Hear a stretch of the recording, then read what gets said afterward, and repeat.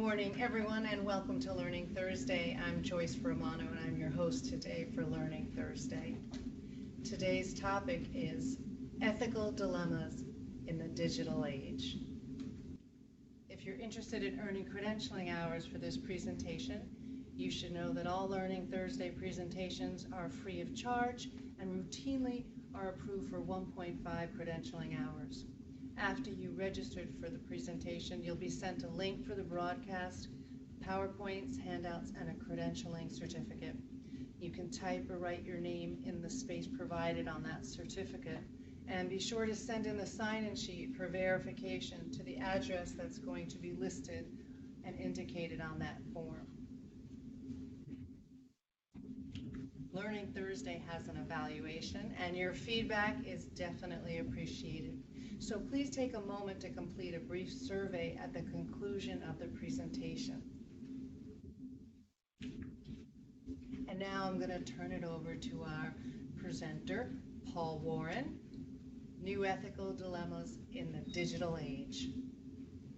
Good afternoon, everyone. My name is Paul Warren, and I'm the Deputy Executive Director at NDRI USA.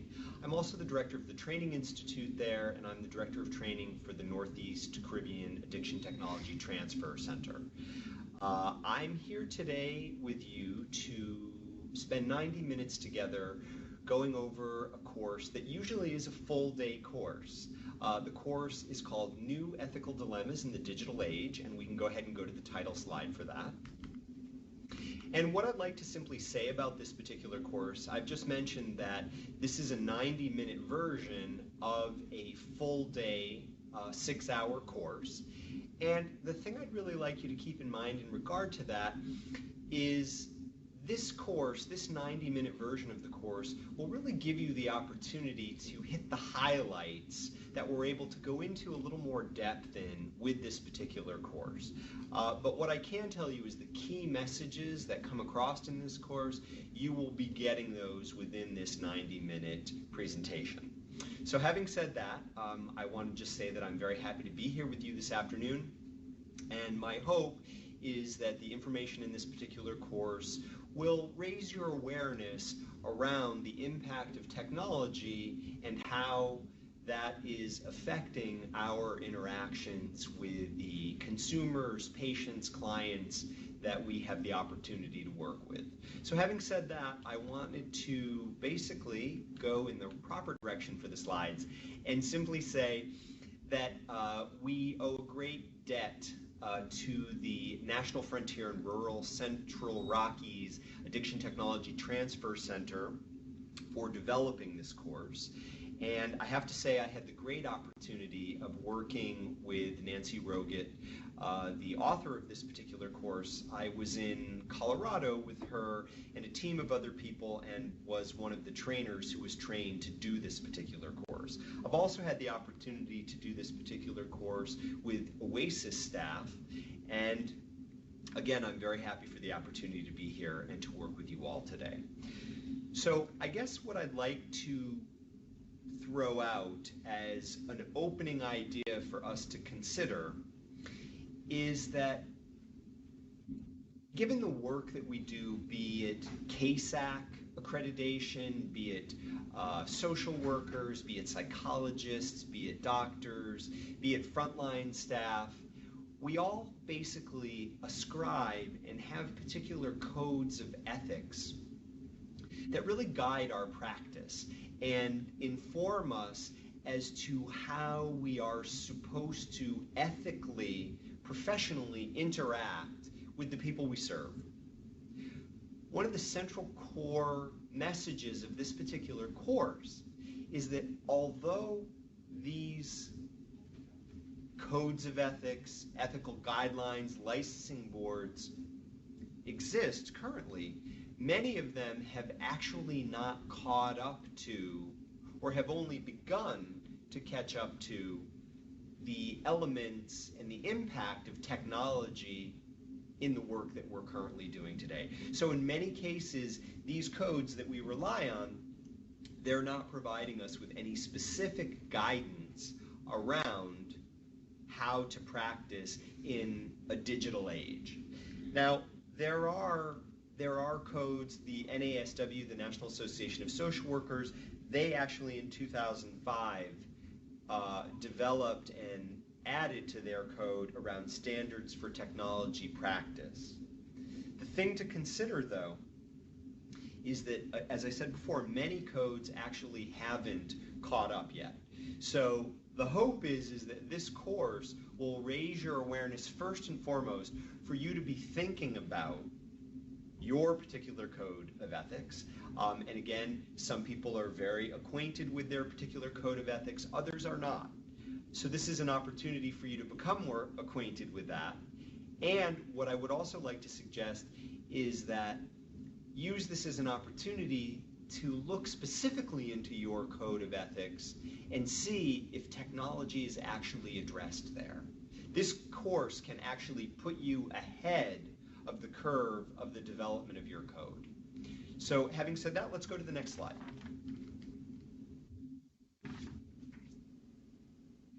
Now, the slide that's going to come up here is a pretty big quote. I'd like you to take a moment and I'd like you to read this quote to yourself. I'll give you a moment to do that, and then I'm going to read it to you out loud, because there are a couple of elements or premises, if that's the plural for premise, that I'd like to throw out for you to consider as you contemplate this particular quote. What I will say in regard to this quote is that it's from a book called The 7 Basic Assumptions for Ethics in Psychotherapy and Counseling, a practical guide that was written in 1998. And Kenneth Pope, along with Melba Vasquez, wrote this book, and Pope is considered one of the leading writers on ethics. So now I'm going to take a moment and I'm going to read this quote to you out loud. Ethics codes cannot do our questioning, thinking, feeling, and responding for us. Such codes can never be a substitute for the active process by which the individual therapist or counselor or worker struggles with the sometimes bewildering, always unique constellations of questions, responsibilities, contexts, and compelling demands of helping another person. Ethics must be practical. Clinicians confront an almost unimaginable diversity of situations, each with its own shifting questions, demands, and responsibilities. Every clinician is unique in important ways. Every client is unique in important ways. Ethics that are out of touch with the practical realities of clinical work, with the diversity and constantly changing nature of the therapeutic venture, are useless. Now, again, I think that the writers of this course did an excellent job by including this particular quote for a couple of reasons. One, first and foremost, I think the thing to consider is that ethical codes guide us, but we still must do the critical thinking that's required in order to apply the ethics, apply the next right steps to the unique situation that we're confronting. The other thing that I really appreciate about this particular quote is how it identifies that each worker is individual as well as each client. And of course, we are the lenses through which the ethical codes are practiced. So our individual uniqueness also has to be considered. So having said that, let's go to our next slide.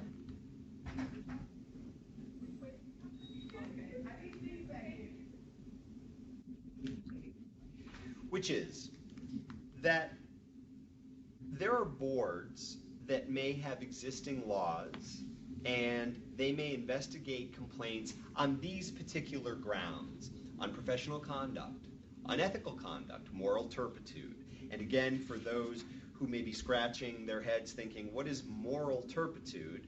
I actually, in preparation for this course, almost a year ago now, I had to look that up, and basically that means vile or depraved acts. Mismanagement of patient records, revealing a privileged communication, breach of confidentiality. So certainly our ethical codes our boards and our existing laws are addressing these key elements. Now, the point to consider in regard to that is if our codes have not caught up to the unique challenges that technology present for us, we are still responsible for making sure that we're not engaging in unprofessional conduct, unethical conduct, moral turpitude, mismanagement of patient records, revealing a privileged communication, and breach of confidentiality. Now, the thing I'd like you to focus on are the last three bullets. Most directly, technology is probably going to impact one of these three bullets. And we must sort of raise our awareness to make sure that's not going to happen. Now, if one of those three bullets becomes a concern or an issue, that could be perceived as unprofessional conduct or unethical conduct.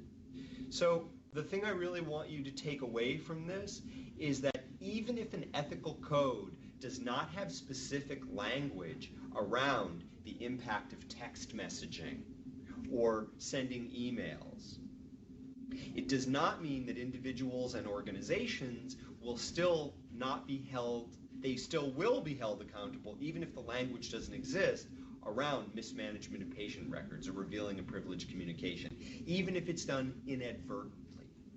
So something to consider in regard to that. Now, one of the key things to consider too is about thoughtful and intentional self-disclosure. This is not new to the fields of practice that we're all in. The thing to consider in regard to it, excuse me, is that technology basically has revolutionized how workers can actually be exposed while in work and while out of work. So I like to show this slide just as a reminder how important it is to be thoughtful and intentional about how any one of us would handle issues of self-disclosure. Now think about disclosures for a minute. The different types of disclosures that could possibly occur within a work setting that doesn't necessarily involve technology. So as we think about those disclosures, some of those disclosures are unintentional. I'll give an example. Somebody is wearing a wedding ring. That is an unintentional disclosure of that they have a partner or a spouse, that they're in a relationship. Then there are deliberate disclosures. One of those might be, in your office you may have your diploma. That's pretty deliberate. You chose to hang that diploma there. Then there are accidental disclosures, verbal disclosures, nonverbal disclosures, unavoidable disclosures, and avoidable disclosures. So there are a variety of types of disclosures that we all have to consider. So again, the point I want you to think about, and we're going to fold the technology piece into this, is are you aware of the disclosures you're making? And if indeed you're aware of them, what kinds of disclosures are you making? And if you're making those disclosures, the thing that you, of course, always want to ask yourself, and I'd like you to think about that for a minute, what is it that you'd always want to be asking yourself about self-disclosures? You would hope that any self-disclosure that you're making is benign, that it's certainly appropriate, and you want to be checking that it's not inappropriate. Okay? So, very critical to think about how are we disclosing. Now, technology is going to add another whole level to that. The other thing to consider about self-disclosure is that, is this disclosure benefiting me more than it's benefiting the client?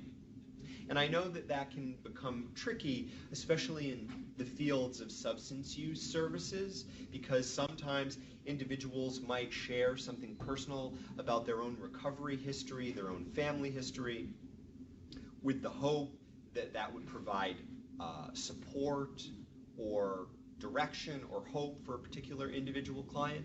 But again, we're not even adding in the technology piece yet. And what I'm asking you to consider is, what is the purpose of your self-disclosure?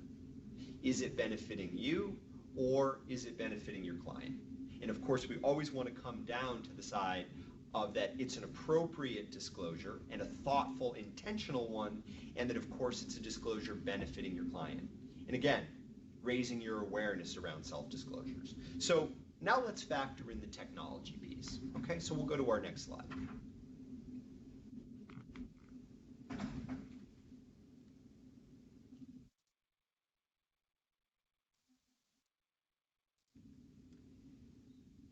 I think it's fair to say that technology has redefined the process of self-disclosure. And basically, another way to think of that is that technology, in a variety of forms that are available, has really made the clinician, the counselor, the worker, far more transparent than perhaps they ever have been before. Now, just again, something to consider as a dynamic. So, when you think about culture and you think about technology, technology has actually created a new culture for us, especially in the workplace, because of this heightened transparency that's possible. So if we are going to appropriately adapt to this new culture technology, we need to re-ground ourselves or ground ourselves for the first time in our ethical codes and principles. And then we must do that critical thinking that that large quote in the beginning refers to. We need to think about that in this new digital culture that exists. So the other thing that I'd like to suggest here too is that it can be helpful to develop competency in understanding and manipulating this burgeoning digital culture. Okay, so by all means, being clear about what our ethical principles and guidelines and codes are, in addition to looking at the realities of our current culture. So, the thing to keep in mind in regard to that, and again, this image was very specifically chosen, is that you can think of this new transparency as sort of exposing your clean laundry in this particular case, because clearly this fresh pair of tidy whities is hanging on this clothesline and they look like they've been freshly laundered. But you can think about it from the perspective that you need to be aware that all of your online postings, blogs, or chats may be viewed by your clients. And because of the nature of this new culture, they could potentially stay online in some form, somewhere, forever. Now, that adds another whole level or burden onto the considerations of all of us as people who provide services. It does come back to, again, our ethical codes and guidelines, how our transparency has been heightened, and how we must be aware that clients, as well as coworkers, have access to information about us that they wouldn't have had perhaps 10 years ago. So again, it's something to consider, and again, from a worker providing services to clients or patients, we have to consider what is the impact of that. So, also critical, excuse me, to keep in mind that rural areas face additional concerns when it comes to the impact of technology, because rural areas are isolated, communities are sometimes smaller, So there can be pervasive incidental contact, inevitable self-disclosures, unavoidable multiple relationships, overlapping social, professional, business, family service providers, clients with client relationships. All of this is further intensified because of the concentration and the isolation and sort of the smaller size often of rural communities. Let me give a perfect example that somebody shared once. The individual was providing services in a very rural community where basically people needed to buy firewood on a regular basis. Now the person who the firewood was being bought from was one of the therapist's clients. So the therapist was in a financial sort of bartering relationship with this particular client because of the necessity of the rural environment. That was the person who sold firewood. They needed to buy firewood from that particular person. So that's one tiny example of how these overlapping relationships could potentially be intensified through technology and through the fact that you're in a rural environment. So again, specific concern around rural environments. And it makes me think of some of the upstate New York venues that I've had the opportunity to train in, where people knew each other, their families interacted with each other, and sometimes that could present sort of clinical problems. The other thing to keep in mind too is images. Now, let's say you go on vacation, and during that vacation, you take a lot of wonderful pictures of you and your family enjoying the great outdoors, and you post those pictures, or somebody from your family posts those pictures, and they post them on Facebook. Well, sometimes those pictures that you might post on a social networking site that are tagged actually include GPS coordinates of where the photo was taken. So imagine if a photo is taken of you at your house and that photo is posted, somebody could potentially figure out where you live.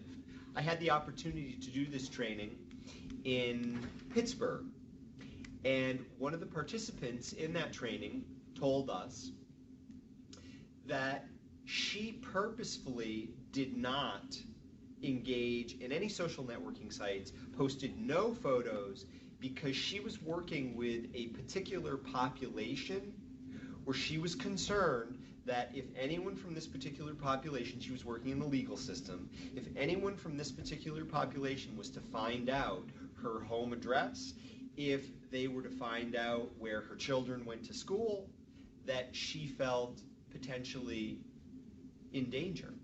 So she made it very clear about what her boundaries were in that particular training, much to the surprise and or shock of fellow participants. I'll also tell another story that was shared with me during one of the deliveries of this particular training, which was that a therapist was working with a particular client, female client, and had been working with her for some time.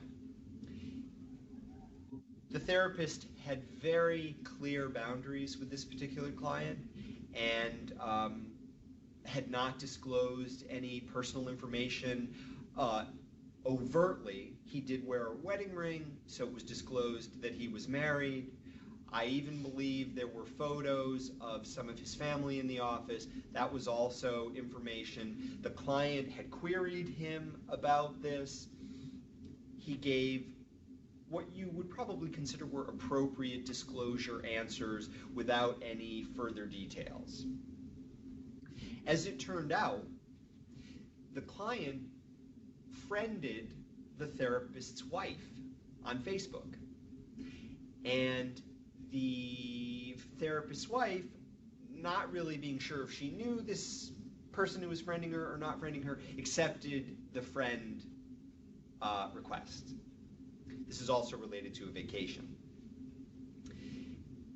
The wife had posted that they were getting ready to go on a particular vacation. And the client had access to that information and was planning to meet them during that vacation. Fortunately, what the participant at the training told me was that the client actually got scared and told the therapist what she had done and what she was planning to do. And they were able to work through that. They were able to resolve the issue to the extent that they could, and the wife unfriended the client, and it raised their awareness around this. So again, that's just one small example of the sort of unexpected consequences and challenges that our digital culture presents us with.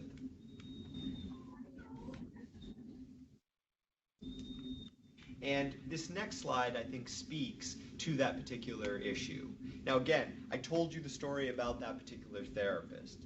Even when a provider creates concrete guidelines about an area of self-disclosure, the internet can potentially counteract even the best intentions on the part of an ethical provider. So again, the take-home that I'd like you to get from this particular slide is that you can have all the best intentions in the world. This particular therapist that I told you about, he was not on Facebook. He was not posting about their vacation. A family member was, his spouse was. So you may have the best intentions, and you should also be prepared and can be prepared to address any technology challenges that may come up, especially if hopefully this course helps you to be thinking about them ahead of time before something comes up and you need to respond to something. This is an opportunity to be proactive. So I'm going to ask you this question to contemplate for yourselves. Do you think that counselors and therapists should participate in social networking sites as a private citizen? Now, I can tell you, I've asked this question at I think every delivery of this course I've given, whether it's been a half-day delivery or a full-day delivery. And I must tell you, excuse me, the conversation in the room around this particular question became, I wouldn't use the word volatile, but I will say that it was an animated, passionate discussion about whether people should have the right to be on social networking sites or not. Now, the other thing to consider in regard to that is many people who are on social networking sites are in a surface way acquainted with all the possibilities for how they can protect their profile information. Some people are aware in great depth of what they need to do in order to safeguard their personal information, all the boxes basically that they need to click in the particular social networking site that they have in order to create a pretty solid wall against invasion by people who they don't admit. On the other hand, many people also expressed not really knowing how to operationalize any of the security features that went with their social networking sites. So again, I throw this question out to you to consider if you are indeed using social networking sites, what level of security have you put in place or have you considered in regard to your use of those particular sites? And again, I throw that out as a friendly consideration for you if indeed that is something that you do. Now, I editorialize momentarily here to simply say for myself, I'm aware of Facebook, I'm aware of a variety of social networking sites. I personally have never opened a Facebook account for two reasons. One is because once a Facebook account is created, it never disappears. You can suspend or put your account into hibernation, but it never disappears, as far as I understand it. And I've asked a variety of people about that particular question. The other reason is is social networking sites have a primary purpose, and then they have secondary opportunities. Now let me be clear about the primary purpose, and I'm sure many of you are very clear about this. The primary purpose of a social networking site, and we'll get to this later when we talk about retargeting, is to mine your posts, your data, for information about what you will potentially buy as a consumer. People have told me, because I've never been on Facebook myself, that they will get very specific targeted ads based on searches that they've done, products that they've liked. So ultimately, Facebook is really trying to figure out, what can I sell you? So those are my two reasons for not being on Facebook. And I know many people get great benefit from Facebook, and they have very consciously said, I understand that that's the primary goal, and I'm perfectly okay with that, and I like the benefits.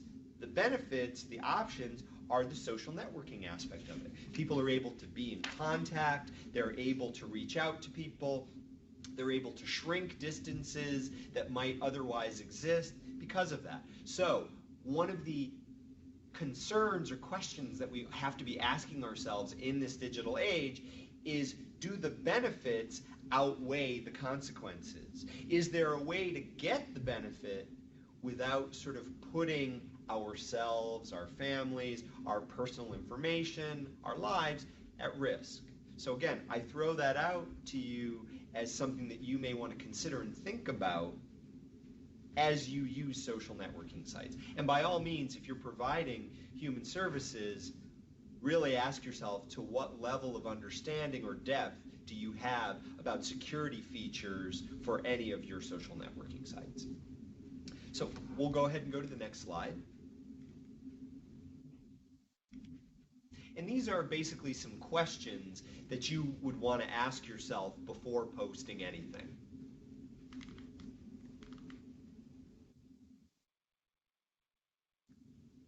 So, what are the costs or benefits of posting this information?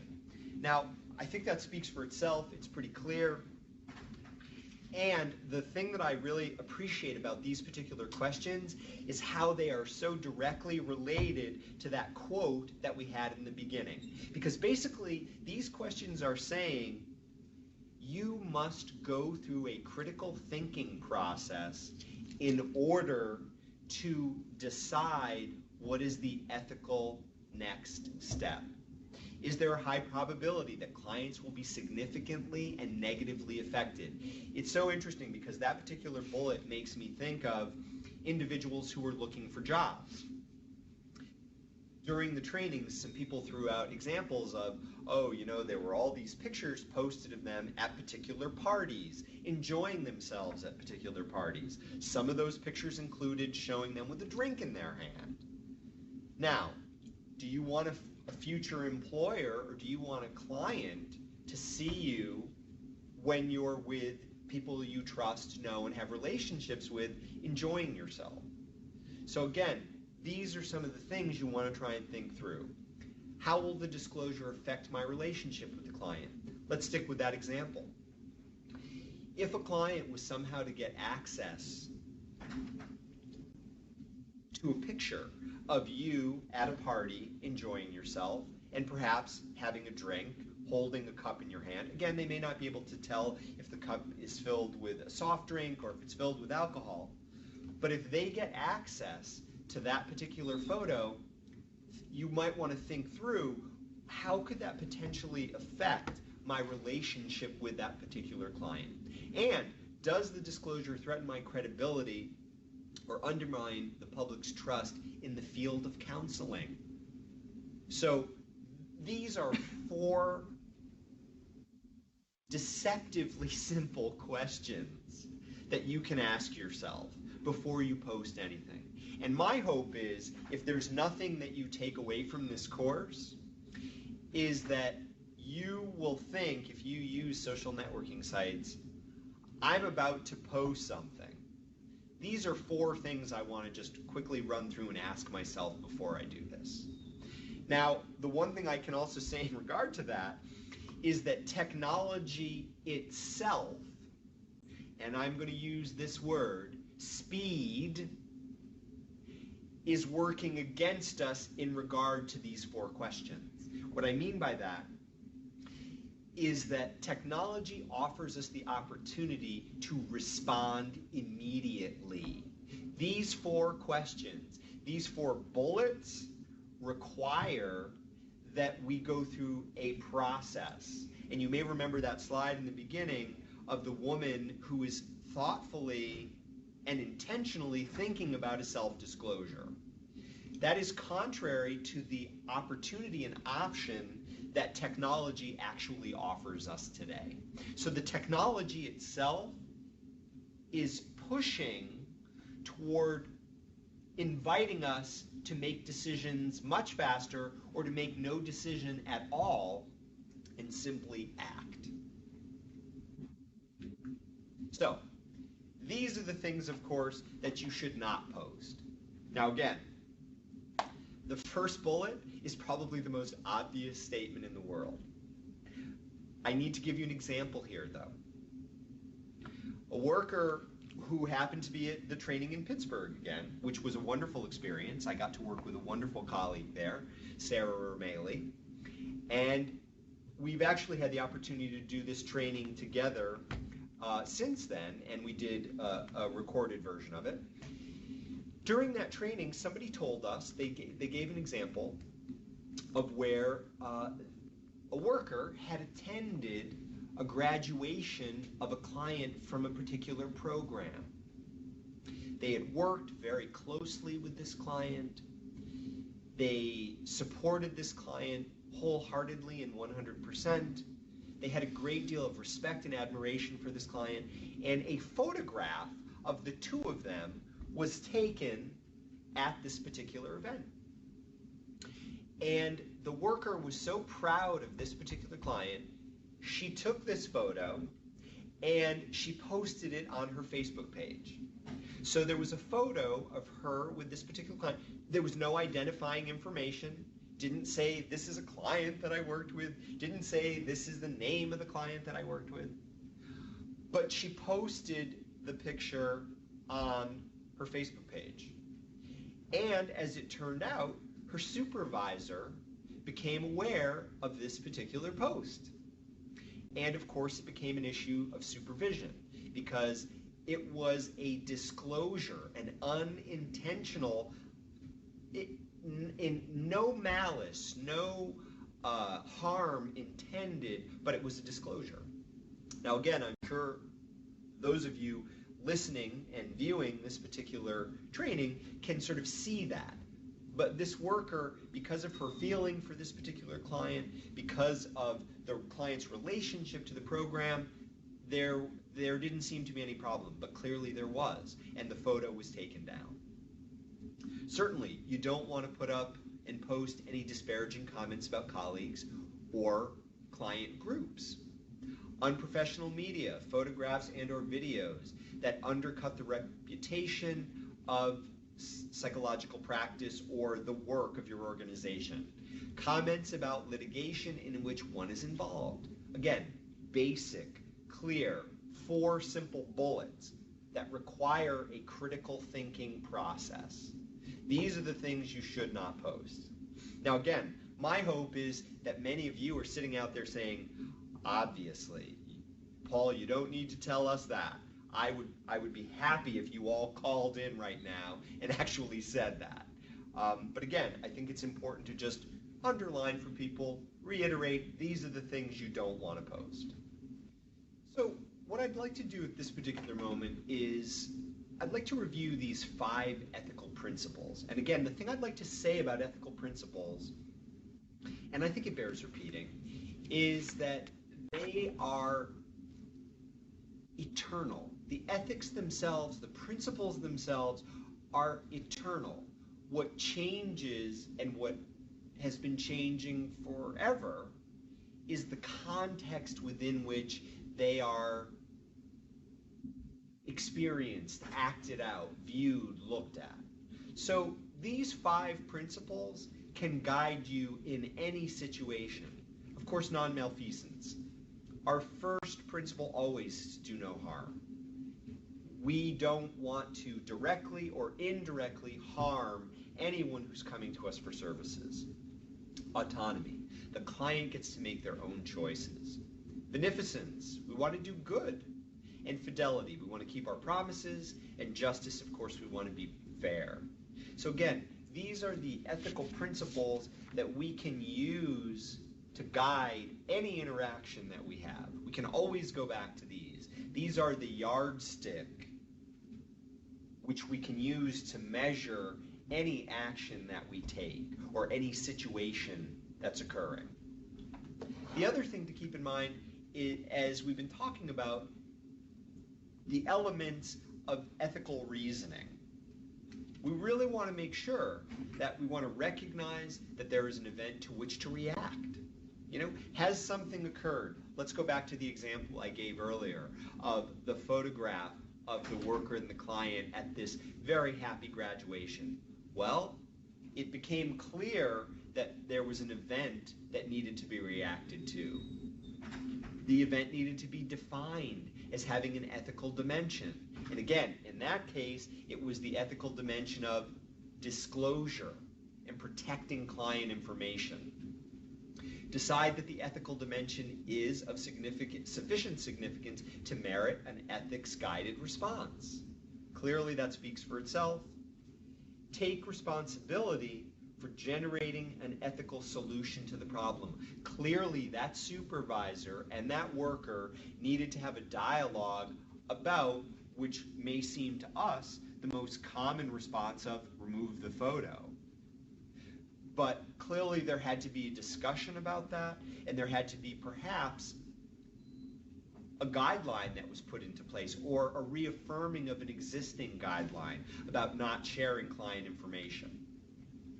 Figure out what abstract ethical rule or rules might apply to the problem. Decide how these abstract ethical rules actually apply to the problem so as to suggest a concrete solution. Again, we want to go from the abstract to the concrete in regard to this. The concrete is protecting the client's confidentiality in that particular situation, and prepare for possible repercussions of having acted in what one considers an ethical manner, meaning that there can be consequences and reactions to taking an ethical action, and you need to think that through and prepare for whatever those consequences might be. Now, ironically enough, we've been focusing on critical thinking, being able to use our ethical parameters, codes, guidelines as a way to guide us. Well, we are talking about ethical dilemmas in the digital age, and what I can tell you is that there is an app that can help you to make an ethical decision. And you may have a reaction to that.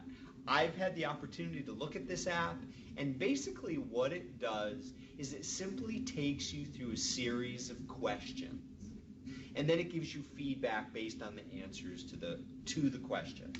So again, I like to throw this out as that this is a tool that you can use.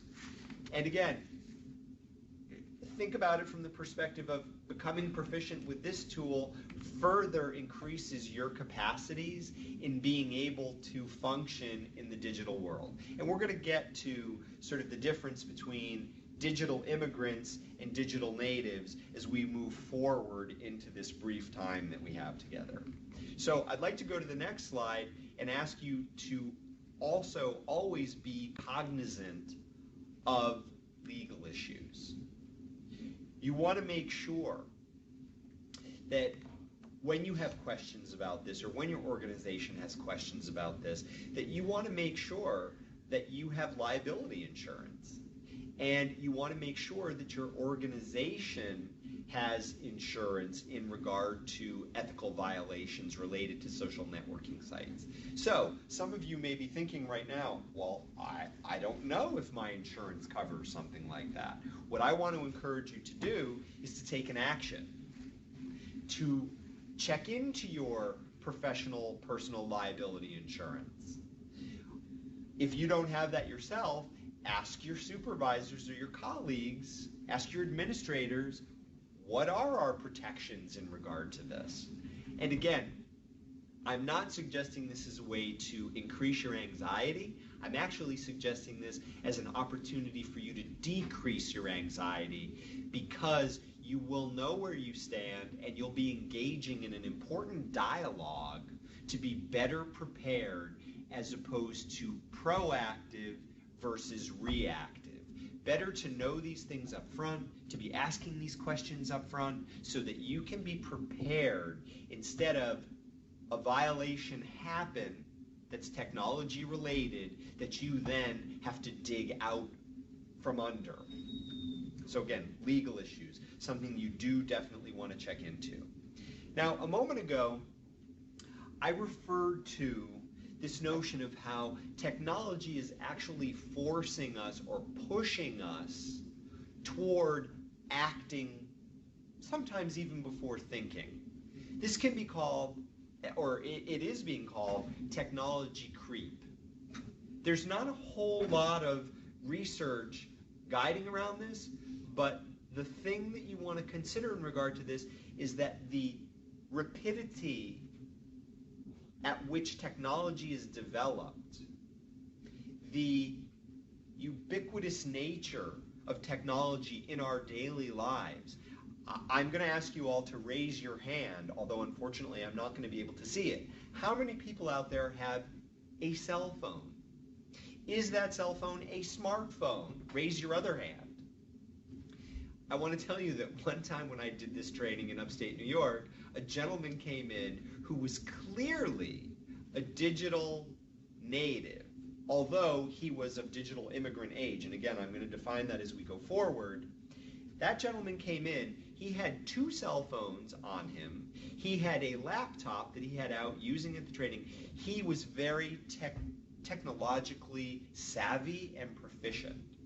So the thing that you want to consider is that technology itself is pushing us toward potential ethical breaches, and we need to think about that and be prepared for that.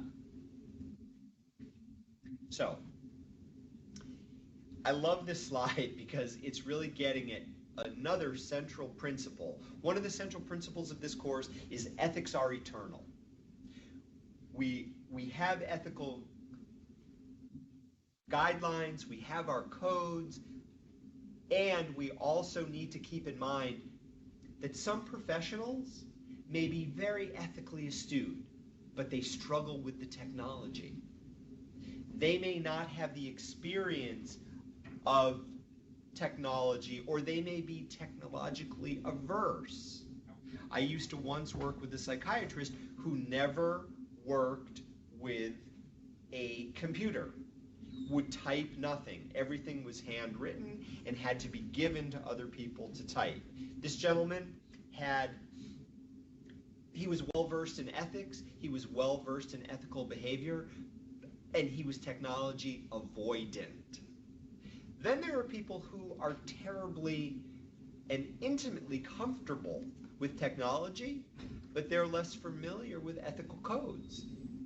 So we have this split going on between groups of people who may be very ethically astute and those who may be very technologically savvy and less steeped in the ethics of the work that we do.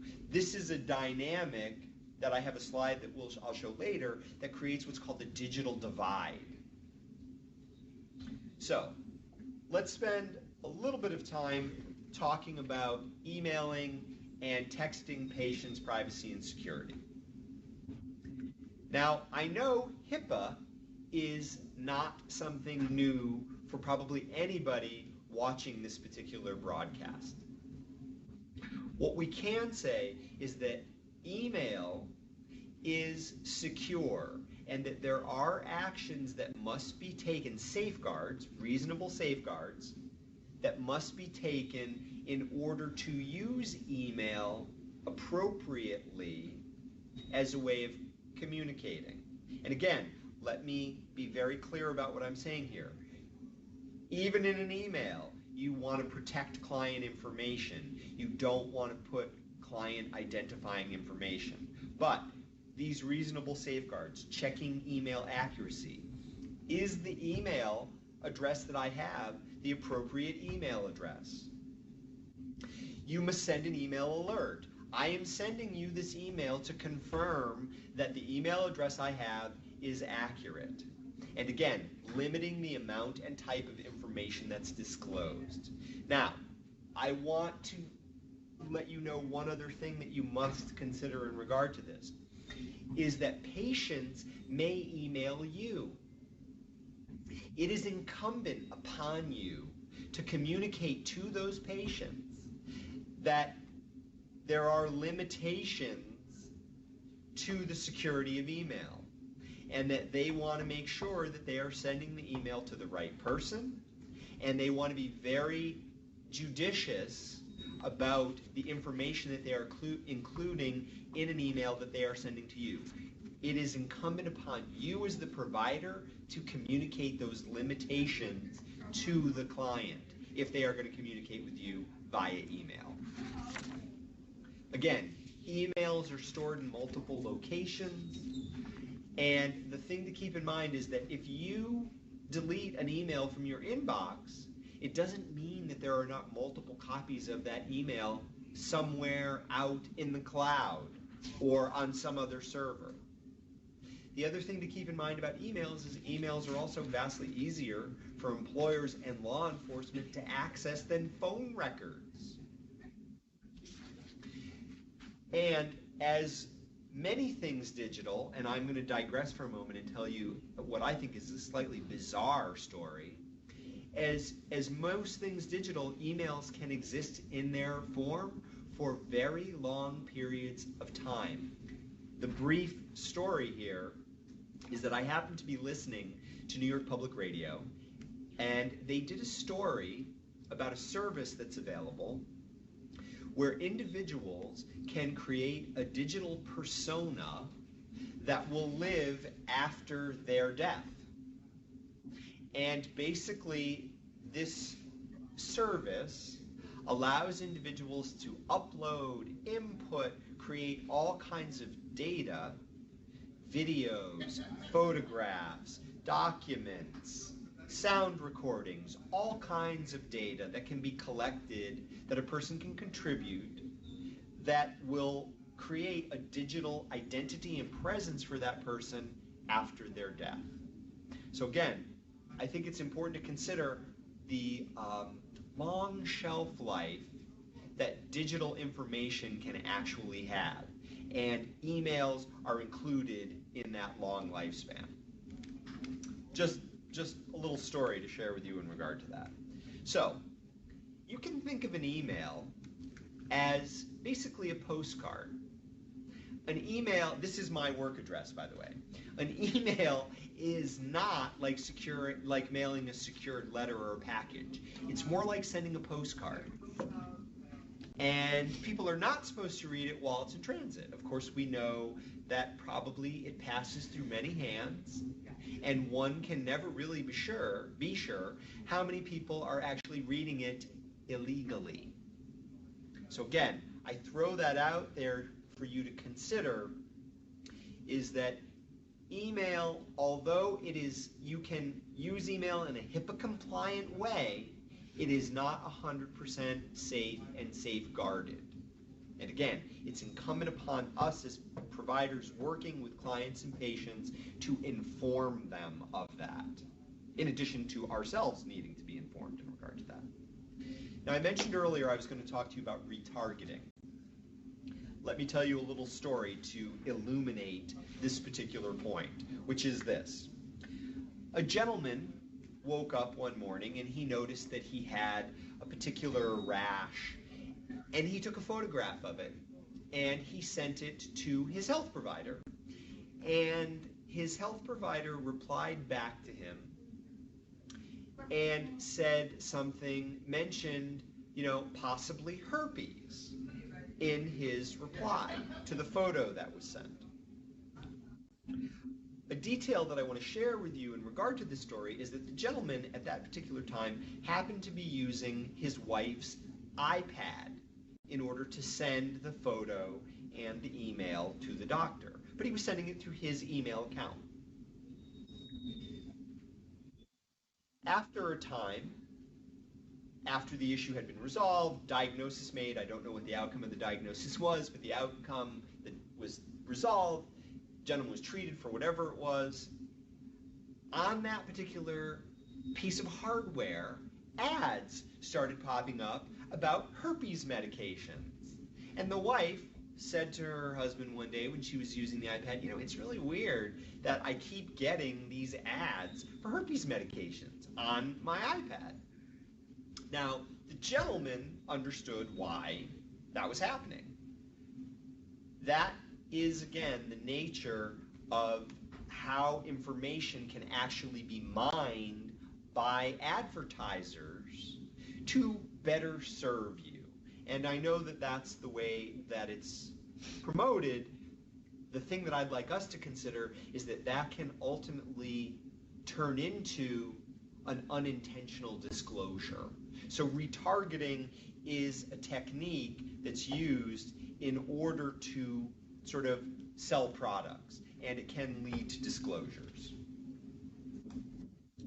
Now, we're going to move to cell phones for a moment. And again, I want you, if you have a cell phone and you're listening to this broadcast, I want you to raise your hand right now, because I'm raising my hand, and my cell phone is sitting right here to my right. So if you have a cell phone, raise your hand. I want you to answer this question. Have you ever sent a text message to the wrong person? According to the data that's cited here, 38% of people admit that they have actually sent a text message to the wrong person. 37% report that they sent a text message, that a text message of theirs was misunderstood by the reader. So let's start there in terms of our conversation around text messages. All right? And I think at that point, we're about to pause and go into the next slide deck. Or no, there's one more slide. Let me cover this last slide, and then we'll go into the next slide deck. Keep in mind that text messages can be saved and sent. They can be saved in terms of a photo can be taken of them, and they can be emailed to an email account. They can also be posted online, all without the other person's permission. This is a screenshot of a text conversation that took place that was turned into a slide and is now part of this slide presentation. So keep in mind that that's another thing to consider in regard to text messages. Text messages are not secure forms of communication. And I want to link this to technology creep. Because if you text, raise your hand. I'm raising my hand, and I have to say, I text more now than I talk on the phone or even than I email, because text is fast. It can be clear, it can also be misunderstood, but it's relatively fast. What I will also say is that I do not text clients or patients, and I rarely text coworkers. And if I text coworkers, I'm very cognizant of what I include in that text message or not, because text messages are not secure forms of communication. So the bottom line that I'd really like you to consider, because we're going to make a transition into talking briefly about social media policy issues, is that this is the question we want to be asking ourselves with email and with texts. And again, texting is not a safe, secure form of communication. We always want to be asking ourselves, are we protecting the confidentiality of the clients and their protected information? So now we're going to move to social media and policy issues. And again, I would like to throw out that it's basically our opinion that engaging in friending and following those we serve, supervise, teach, or collect research data from crosses appropriate boundaries because basically it implies it's a social networking site. It implies personal relationships. Now, I know that some people have, and it's wonderful that they're asking these questions, they have work-related Facebook pages. They have peer-related Facebook pages. Again, we must go through that process of ethical discernment to figure out what is the appropriate way to use these technologies to do the work that we want to do and still protect people's confidentiality. So, these are a couple of policy questions, and I'm just going to throw them out there for you to consider. Whether clients can text, email, or take phone calls during sessions. There's mixed debate about this. You might want to have a policy about it. Whether you personally utilize listservs for online consultation. Now, some people use and get great benefit, and again, we're talking about these isolated areas, get great benefit from using listservs. They also have to go through a process of masking client information. And again, you don't necessarily know the credentials of the people who might be commenting on any case that you post. And this slide basically says that. You might get inadequate or simplistic solutions. And again, you want to be careful that you're not risking or violating client confidentiality, and the information has to be camouflaged. So again, something to consider if you're using listservs. Whether messaging through social networking sites such as LinkedIn or Facebook can be used to interact with a counselor. Again, this is a policy question that you want to consider. And perhaps the first question to ask is it actually happening already? And if it is happening already, do we have a policy around it? And if it's not happening, do we want it to happen? So, clients should know that electronic communications are generally not secure methods of communication, and there is a risk that one's privacy and confidentiality could be compromised with their use. I said this earlier, and again, the thing I want to underline in regard to this is that it is incumbent upon you, if you are interacting with a client, to communicate this message. Again, we want to support clients' autonomy, but we also want them to protect their own information. So your job is to let them know this. Here's another policy question that you might want to ask yourself. The considerations under which Google, Facebook, or other search engines may be used to find out information about a client. If you've ever Googled a client, raise your hand. Some people in trainings that I've done face-to-face gave very cogent reasons as to why they Googled the client. But again, clients can just as easily Google you. So is that something that you want to be doing? You might want to have a policy for it. And if nothing else, please simply consider it. The accessibility, anonymity, and universality of the internet may have made it easier and more tempting to Google clients. Yes, and again, what do we call that? And I hope you're all saying this with me. Technology creep. Simply because we have it at our fingertips and simply because everybody does it, does that mean it's ethical? Does that mean we should be doing it? These are the questions that we can ask ourselves as we go forward. So these are three things that you might want to consider before conducting any patient-targeted Googling. Consider the intent of the search. Now, that makes complete sense. Why am I doing this? Evaluate the potential risk to the patient. Anticipate the effect of gaining previously unknown information. If you find out X, Y, or Z, what are you going to do with it? And what are you compelled to do with it? So again, some people have said, I never Google patients because I don't want to find this information out. Other people have other thoughts about that. So again, we're offering you these 3 bullets of consideration before you act. so that you can respond in an appropriate, professional, ethical way. Now let's just take a brief moment to talk about digital types, and I referred to this earlier.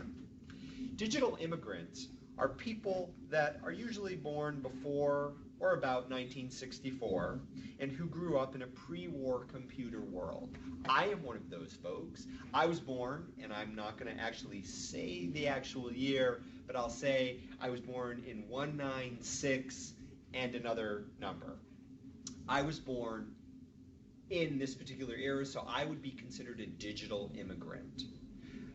I remember a time before cell phones. I remember a time before the fax machine. So the implication in regard to that, and this is a general implication, because if you think of somebody like Bill Gates, who is a digital entrepreneur, he's obviously a digital immigrant who has basically digital DNA running through his entire system. But generally, this is the implication for digital immigrants. I've had many people say in trainings, oh, well, I get my 7-year-old nephew to look at my cell phone and tell me what I need to do. Now again, that's a stereotype, but there is this general sense of that digital immigrants don't interface quite as easily with technology as do digital natives. And again, that doesn't mean that people can't develop proficiencies, can't develop capacities, but a digital immigrant often maintains their digital accent or their immigrant accent. Now there are also digital natives. These are people who are native speakers of the digital language of computers, cell phones, video games, and the internet. These are individuals who do not recall a time prior to Google, smartphones, laptops, all of these things. These individuals are defined as having digital DNA. They are as comfortable with digital technologies as digital immigrants might be with a rotary telephone or a push-button telephone, which many digital natives have only seen in black and white films. So it's important to understand these differences for some very particular reasons. This next slide basically just gives a little bit of comparison between digital immigrants and digital natives. And I'm going to just highlight a couple of these bullets. Digital immigrants don't text or only sparingly, and digital natives text more than call. Now, I'm a perfect example of that that's actually not the case. I am officially a digital immigrant, but I actually text much more now than I speak on the phone. Prefer to talk in person or on the phone, prefer to talk via chat, text. So synchronous or asynchronous communication. Synchronous means I'm talking to you live. Asynchronous means I'll answer that text when I get to it. So digital natives have a tendency to be more asynchronous, digital immigrants more synchronous in terms of their preferences. This becomes important when you consider these following statistics. 75% of substance use treatment workforce is over the age of 40. Now what that implies is that 75% of the substance use disorder treatment workforce are, yes, you're right, digital immigrants. The average age of a clinical director is 52. 60% are over the age of 50, also digital immigrants. Almost 1/3 of clinical directors report that they are only somewhat proficient in web-based technologies. Okay, so do you see a pattern there? Almost 70% of individuals who receive substance use disorder services were under the age of 40, meaning that they are digital natives. That creates what we call a digital divide. Digital natives may feel much more comfortable communicating using digital means. Digital immigrants may not. So if the substance use workforce is predominantly digital immigrant and people receiving those services are digital natives, you could see the potential split and collisions/challenges. That's why, and again, I refer you back to the policy questions that I covered earlier. You want to think through these things as you move forward. And again, I advise that you do that proactively as opposed to reactively. Social media, social networking sites. A broad term that refers to online forms of communicating that any individual can employ, as opposed to industrial media, which refers to professionally produced radio, television, and film. Today, anybody can make a film, and they can usually do it with their cell phone. One thing, this is a statistic, or actually I don't even know if it's a statistic, but somebody invariably says this at probably every delivery of this particular course, which is that they hold up their cell phone, and this is my cell phone, it's a smartphone, it's an Android, and they say, you know, looking at this phone, there's more computing power in this phone that I carry in my pocket than the computers that sent the first rocket to the moon. And that's a fact. And imagine that everybody who has access to a smartphone has that kind of computing capacity. It's almost mind-boggling if you really think about it. So, and there are some people who are far more proficient with using that computing power than others. So, having said that, and having looked deeply into the digital divide, let's briefly cover social media. And we've already said that. The thing I'd like you to take away from this particular slide, and I have to say, I am a digital diagnoser or an online diagnoser myself. 59% of people, based on this particular study, have looked online for health-related information. 35% of those people basically did that as a way to try and figure out what they had, and 53% of those individuals shared that information with their provider, and 41% of them had that diagnosis that they gave themselves actually confirmed, which is a pretty powerful statistic. And I have to say, I've actually had this experience myself. And again, that can be a good thing. It can also be a challenging thing because sometimes people get it wrong. I think this basically covers that. Yes, 30% of the internet users have consulted online reviews. Yes. Basically, this is just sort of along those same lines. We're talking about cell phones, and again, the thing to keep in mind is that 90% of American adults have cell phones. 90%. 58% of those have smartphones. Now, unfortunately, we don't have the time to cover this in this shorter version of the course, but one thing I would like to say is that we had some data from the same study that showed that poverty around the world was not a deterrent to individuals actually having access to cell phones.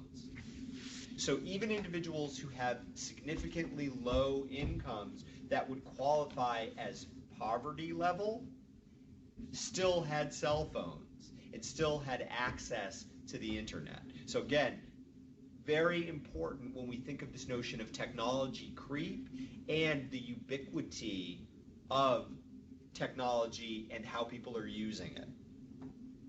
As a shorthand, this is a little brief guide to social media and sort of the explanation of social media. If you're using Twitter, you would basically post, I am eating a donut, a hashtag donut. On Facebook, I like donuts. Foursquare, this is where I eat donuts. Instagram, here's a photo of my donut. YouTube, here I am eating a donut. LinkedIn, my skills include donut eating.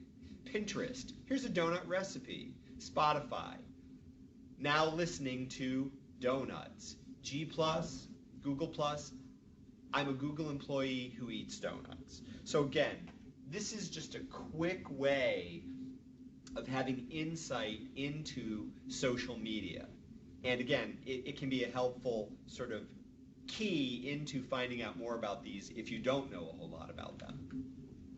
So, a couple of final thoughts to leave you with. Since clients are likely to use social networking sites, it may be helpful for counselors or therapists to understand the phenomena of social networking sites, even if they themselves do not use them.